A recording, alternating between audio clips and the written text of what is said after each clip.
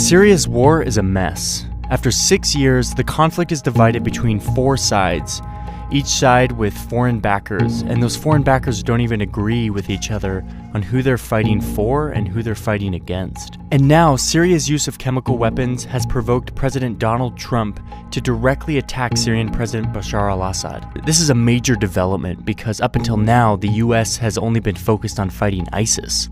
To understand the crisscrossing interventions and battle lines in Syria today and how it got this way, it helps to go back to the beginning of the conflict and watch to see how it unfolded. The first shots in the war were fired in March 2011 by Syrian dictator Bashar al-Assad against peaceful Arab Spring demonstrators.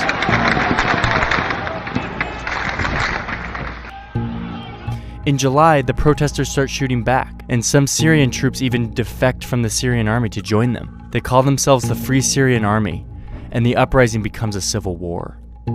Extremists from around the region and the world start traveling to Syria to join the rebels. Now, Assad actually encourages this by releasing jihadist prisoners to tinge the rebellion with extremism and make it harder for foreign backers to support them. In January 2012, Al-Qaeda forms a new branch in Syria, Jabhat al-Nusra.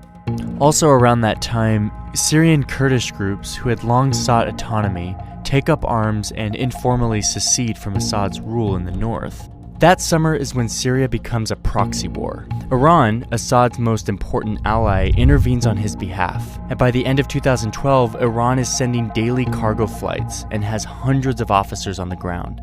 At the same time, the oil-rich Arab states in the Persian Gulf begin sending money and weapons to the rebels, mainly to counter Iran's influence.